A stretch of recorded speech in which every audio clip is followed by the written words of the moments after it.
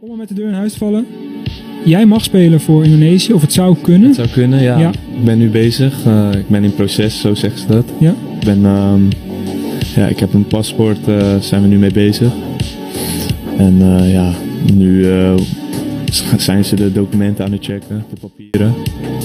En als het allemaal goed is, dan vlieg ik als het goed is binnenkort naar Indonesië. Oke teman-teman, kali saya akan kembali lagi yang membahas mengenai kabar terbaru dari timnas Indonesia. Ada updatean terbaru nih. Ini mengenai pemain keturunan ya. Ya siapa lagi kalau bukan sosok Mauro Zilstra.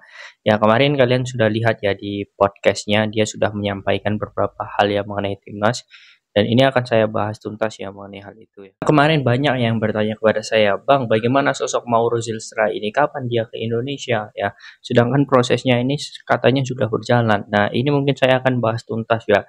Ini kemungkinan kapan dia ke Indonesia dan juga kira-kira ya bagaimana proses kelanjutannya ini. Nah, ini saya akan membahas tuntas mengenai Mauro Zilstra. Tapi sebelum lanjut ya, ini saya masih ada rekomendasi ya, parfum premium, full premium 100% bibit murni tanpa campuran. Jadi ini bisa juga untuk ibadah tontonnya ataupun bekerja, jalan-jalan dan lain sebagainya. Ketahanan wangi 8 hingga 18 jam, kemudian jarak 3 meter itu masih tercium ya. Jadi bagi kalian yang mau silahkan langsung kalian klik di link deskripsi ya. Oke, kita langsung lanjut ya ke kabar proses naturalisasi Mauro Zilstra. Ya, ketika ya dia diwawancarai ya oleh salah satu kanal YouTube Football Premier ya, dia mengatakan bahwa dia saat ini sudah menjalani proses ya naturalisasi. Dan kalau dilihat juga ya, pemain ini ya saat ini sedang mengurus semuanya dan sedang diselesaikan oleh PSSI. Nah, memang betul ya, kalau dari proses ini untuk Mauro Zilstra ini sudah masuk ya, berkasnya sudah masuk, sudah betul. Tetapi kita juga harus berkaca dari sosok Mesilgers ya.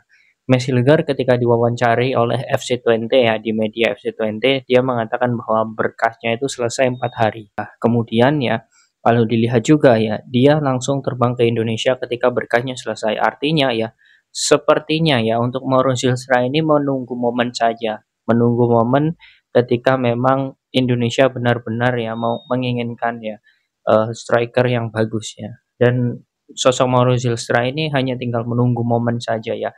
Karena memang saat ini diagendakannya dua pemain dulu. Ya, dua pemain dulu, dan PSSI saat ini sedang mengagendakan sosok Eliano dan juga sosok Mesilgers ya. Kemudian kapan Bang untuk sosok Mauro Zilstra? Ini secepatnya ya, ini akan diurus secepatnya, tetapi PSSI akan lebih menjeda ya, mungkin 1 bulan ini ya, kemudian baru nanti dia akan datang ya, mungkin bisa saja dia datang ya di bulan Oktober ya, bisa juga di bulan November ya untuk sosok Mauro Zilstra ini. Jadi untuk 1 bulan ini sepertinya tidak ya untuk dia datang ke Indonesia, tetapi untuk bulan depan ini masih ada kemungkinan karena PSSI sedang mengproses ya dua pemain dulu ya, agar selesai dulu kepindahan federasinya selesai baru pemain berikutnya. Sebenarnya ya kalau dilihat dari strategi PSSI ya, mengapa PSSI seperti itu? Karena memang saat ini PSSI juga tengah mencari ya siapa yang akan menjadi ya kawan dari Mauro Zilstra untuk menjadi bagian timnas Indonesia agar ini juga bebarengan ya, tidak satu saja. Nah, PSSI sedang mencari pemain itu, dan saat ini ya teman-teman ya, kalau dilihat ya untuk Mauro Zilstra ini tidak ada lagi beban ya, tidak ada lagi urusan yang sulit ya. Karena kalau PSSI sudah mengundang dirinya ke Indonesia ya, itu akan langsung dimulai semuanya. Dan ini sudah selesai untuk masalah berkas, tetapi untuk masalah kesehatan dan lain sebagainya itu dia harus datang ke Indonesia, dan itu membutuhkan waktu kurang lebih 1 hingga 2 hari ya.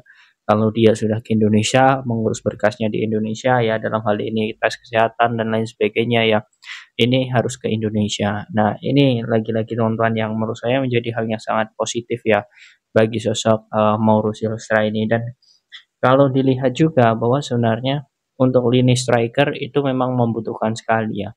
Ini kita sangat membutuhkan sekali untuk sosok striker ini, karena kita untuk daya dobraknya ini menurut saya kurang. Tetapi kita juga harus ingat teman-teman, kita harus ingat bahwa sebenarnya untuk sosok Mauro Zilstra ini ya, di musim semi dan juga di musim gugur ya bersama Nijmegen musim lalu ya, sebelum dia hijrah ke Volendam, dia sudah mencetak 11 gol ya, 8 gol ini di musim semi ya, kemudian 3 golnya di musim gugur. Nah, menurut saya ini menjadi hal yang sangat bagus karena kita membutuhkan striker seperti Zolstra. Dia pun juga mengatakan ya, tipenya itu mirip sekali dengan Robert Lewandowski ya. Dia mengatakan sendiri bahwa tipe permainannya itu mirip dengan Robert Lewandowski. Jadi ya menurut saya kalau sudah seperti itu dia mengatakan seperti itu ya menurut saya memang bagus ya. Artinya dia agak juga memiliki kemiripan dengan sosok Jens Raven ya. Dia striker murni, bukan tipikal striker yang memang berani menjemput bola.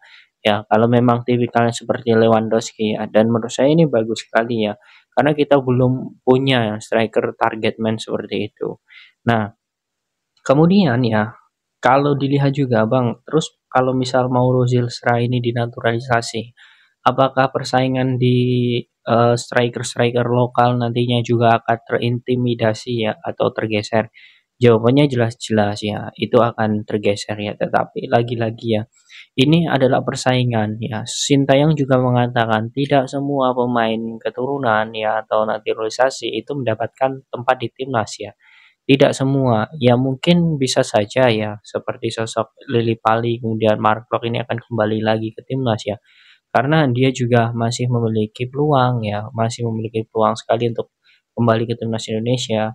Tetapi ya kalau untuk yang lain ya seperti sosok Strike kemudian Hoki Caraka, Sananta, ya semuanya itu juga tidak aman posisinya. Jadi siapapun pemain juga bisa tergantikan. Begitupun dengan sosok Mauro Zilstra ya.